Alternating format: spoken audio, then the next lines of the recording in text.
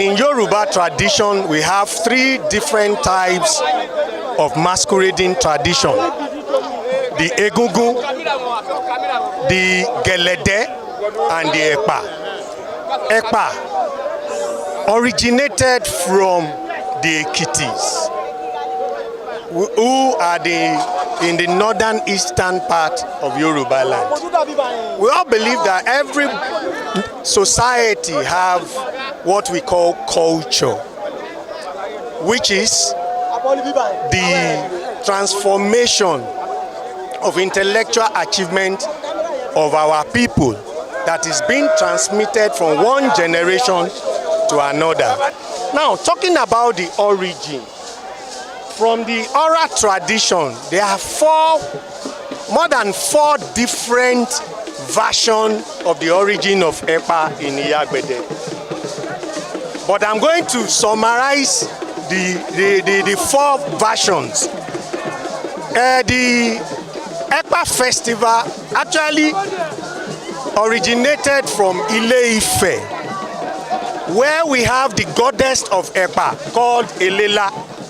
Elela migrated from Ile-Ife to Ifon, where we learned that she slept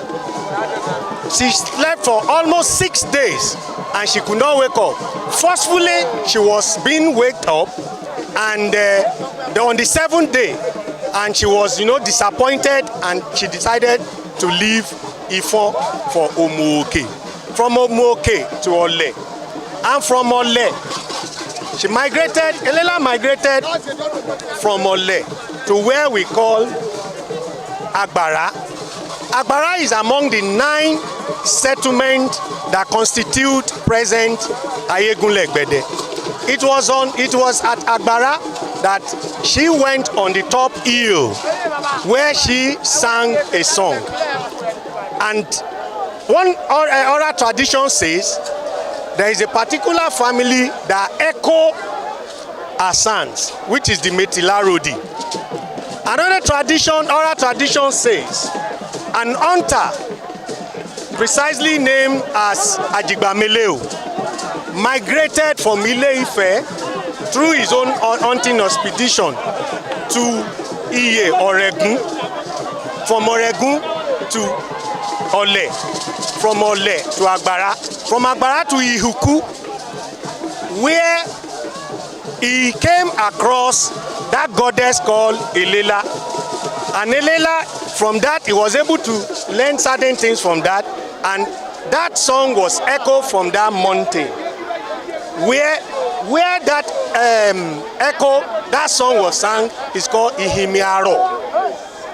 And from that, and that is how the tradition of Epa starts. If one has to talk about more and more, different oral tradition says. But to summarize everything, we learned that Epa originated from Ekiti, precisely Ifon, from Ifon to Omuo to Ole. But one funny thing is, when you look at the tradition of Ole, we could not really find out up till now where Epa is being practiced among the Bunus. But we now realize that from Ole, it came to Iyah. From Iyah, the tradition decided to move to other Okun-speaking community. There are about 7 different communities practicing this Epa. We have one, the one at Mopa.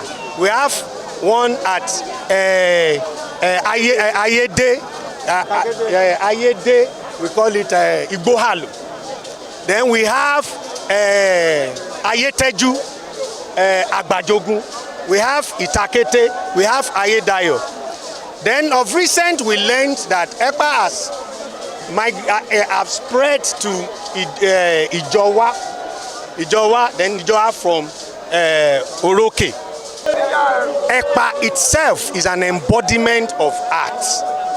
The art that comprise of the fine art, applied art, performing art, literary art. Breaking it into that, when you look at the tradition of Epa, The theater art has to do with the performance, the dancing, the drama, the lyrics, the songs. We talk about the visual art.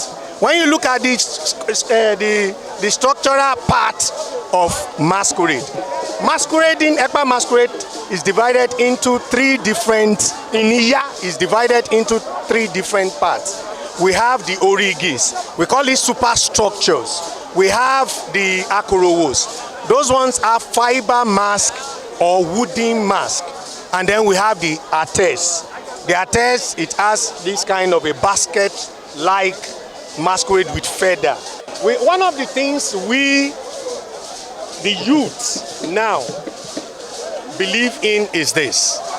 Majority of people believe that Epa is about rituals, where blood is being splitted, human blood. But it is wrong.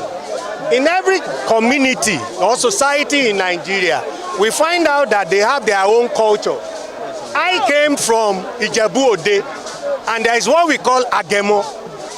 The people around there do not see those things as a ritual that demanded blood. Epa do not demand blood. It's all about our culture and tradition.